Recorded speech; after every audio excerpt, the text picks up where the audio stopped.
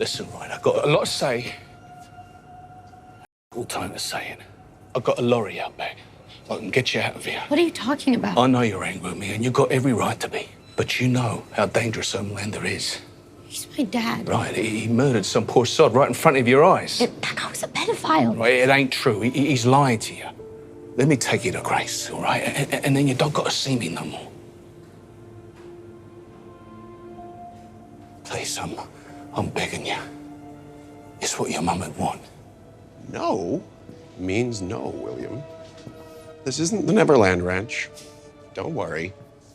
Nothing bad's gonna happen, right? Oh. Seems it already has. Look at that big black mass curdling around your brain. What do you got, 6 months? Less? It's too bad. We're not gonna have that last dance together. I'll miss us. Bloody hell. You wait to your own voice, don't you? That's a spirit, champ. Son.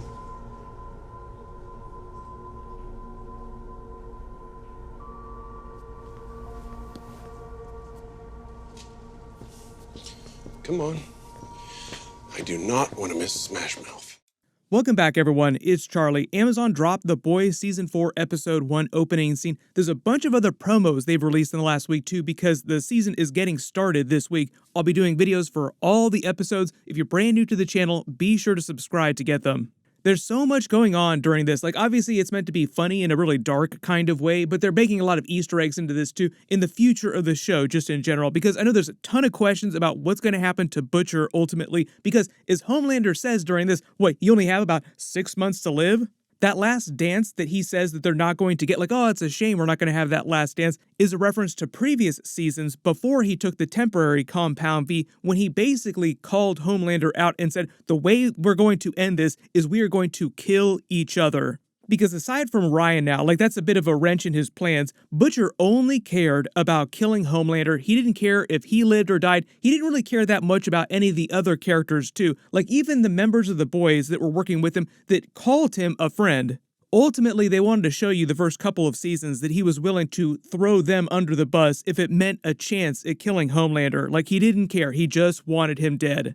Now, there have been a couple moments since then, though, like you have characters like Huey, the other characters in The Boys, that are slowly trying to win him back from darkness. Like, he's meant to be just as bad as Homelander in a completely different direction, but they try to sort of soften that image, like he's starting to slowly become a better person. Whereas I think the other side of that coin is that Homelander is only getting more crazy and worse and worse and worse. Ryan is ultimately like the redeeming factor, like he's slowly redeeming Butcher because Butcher realized how he wronged him in previous seasons. Like, all right, I realized how I messed up. You don't have to ever see me again, but we're just going to grab you. We're going to take you to Grace, get you away from Homelander, and it'll be great. That's what your mom would want.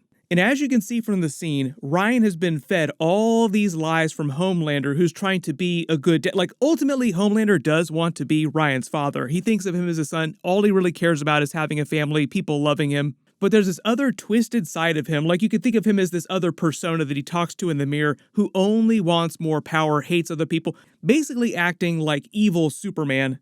And even though it seems like having Ryan with him, like actually getting a chance to be a father to Ryan, might soften him up a little bit, it doesn't seem like it's actually working on him. The way they actually described Ryan's relationship with Homelander, aside from all the lies that he's being fed here, like, oh, my father killed that guy, but he was a pedophile. No, he was not. Ryan, your father's lying to you. Is it said that Homelander's kind of dad vibe is over-controlling and wanting Ryan to become just like him, which is very classic bad dad. Trying to force your son to become exactly like you. You don't really get a total sense of this across the trailers because it just seems like Homelander is just completely 3 sheets to the wind crazy and just loves Ryan no matter what. Like, oh, you killed a guy, great, would you like a milkshake? But it sounds like he just becomes this very over-controlling, over-present, hovering kind of father who won't leave Ryan alone. And I think part of the idea, even though this is meant to be one of the opening scenes, is that eventually Ryan starts to feel that, become trapped, and starts to think that Butcher might actually be telling him the truth. Like, maybe I actually should go somewhere else. Like, maybe you should actually back off a little bit, Homelander. Pretty easy to see Homelander not going to react well to that. So essentially, season 4 and beyond is going to be the battle for Ryan. So like Ryan will become a much bigger focal point in the show as he becomes older and slowly comes into his powers more and more.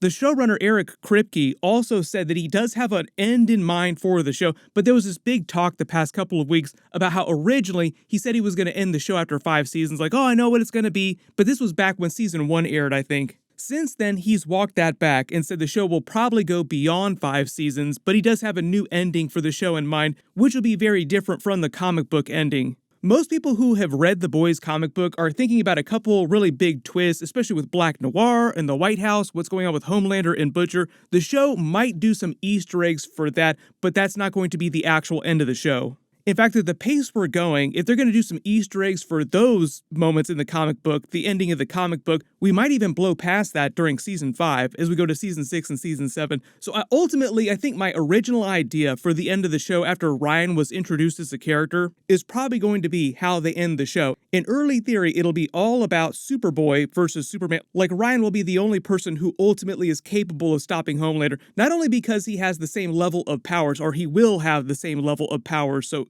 his strength will be able to match Homelander's.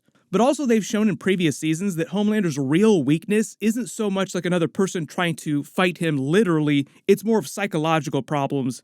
Like milk and women just in general are kind of his kryptonite.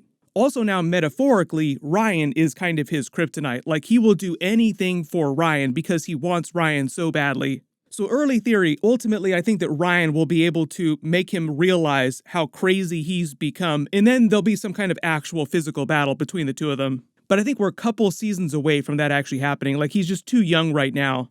There's that whole subplot with the Compound V virus. We'll see what ends up happening with that because I do not think that they're going to use it ultimately to kill all superheroes all over the world because that is the idea. It'll kill any superhero. There's a couple moments in the trailer where the other members of the Boys try to take Butcher to task for this. Like, wait a minute, do you want to kill every single person with Compound V powers? There are a lot of superheroes out there that don't have real superpowers, like they have bad superpowers, or the Compound V just makes them look different. And they're not hurting anybody, and some of them are actually pretty good people. Do you want to kill them too? In Butcher, the idea is that he's so willing to kill Homelander, or the chance to kill Homelander, that he wants to try and use it no matter what. And theoretically, using that would also kill Ryan. I think that's ultimately what'll get him to back off, is the thought that using it would kill Ryan as well. Odds are pretty good, though. It would not be strong enough to actually kill Homelander. Like, that's really what they want to make him seem like he's completely invincible, which is why I think, ultimately, like I said, Ryan will be the only thing that can stop him, both metaphorically and physically.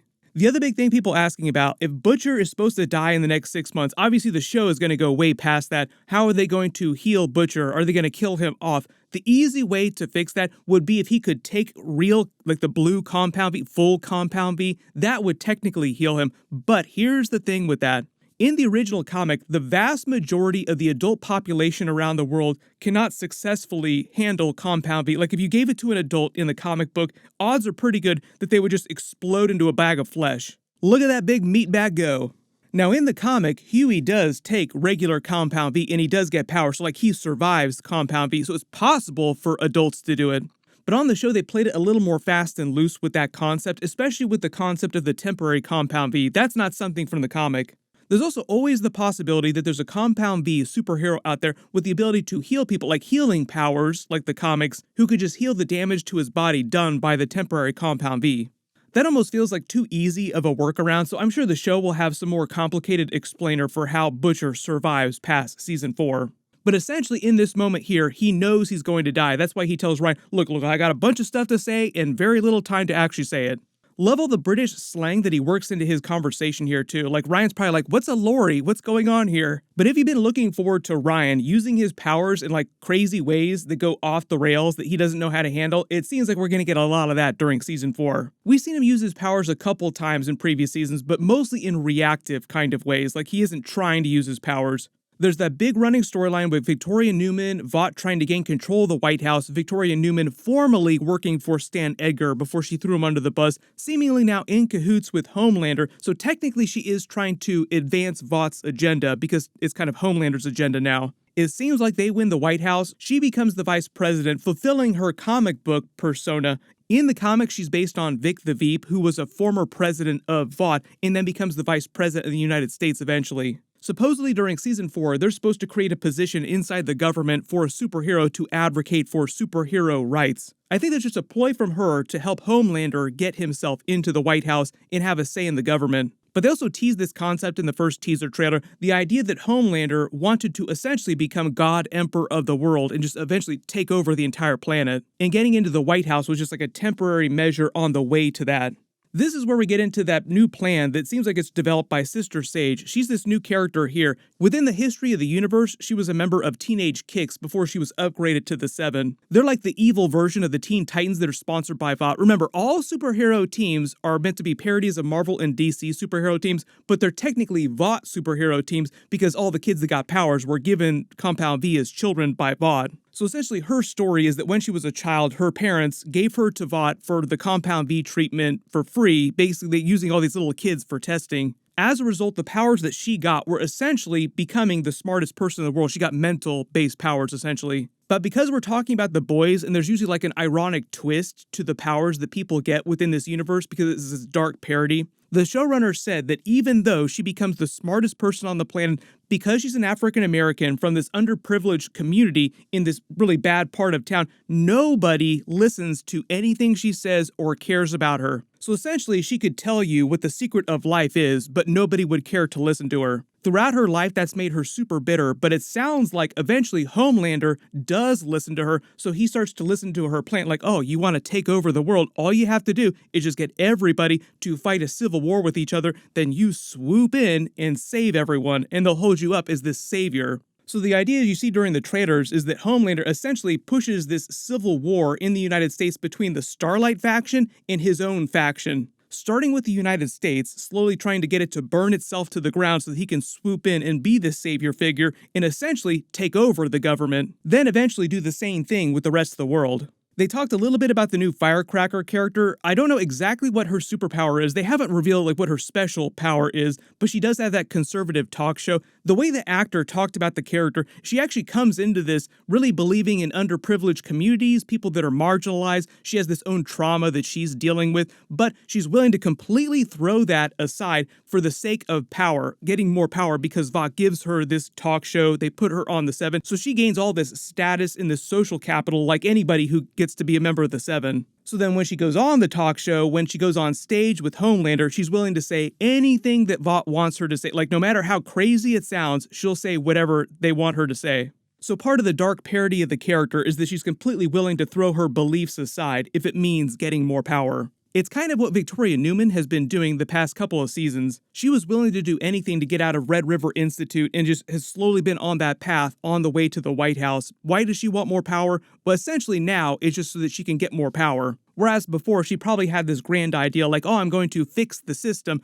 when in reality, she's not doing that at all. Like she's only making things worse. A lot of people also asking about Jeffrey Dean Morgan's character. He's playing Monkey from the comics, who's actually pretty notable, like pretty hilarious character in a dark kind of way, obviously because we're talking about the boys. If there's any other Easter eggs or references that you spotted in the new footage that I didn't talk about in the video, just write them below in the comments. And real big reminder, first 3 episodes are going to drop on the first day this week. I'll just do like a single big video for all 3 episodes. Be sure to enable alerts for my channel so you don't miss that. Other big reminder, we also have Acolyte episodes and House of the Dragon Season 2, Episode 1. So June and July are going to be stacked with really big stuff every single week. Everybody click here for my non-spoilery House of the Dragon Season 2, Episode 1 review video, and click here for that brand new Deadpool and Wolverine trailer with a whole bunch of Thanos Easter eggs, and the Juggernaut is back. Thank you so much for watching, and I'll see you guys in the next one.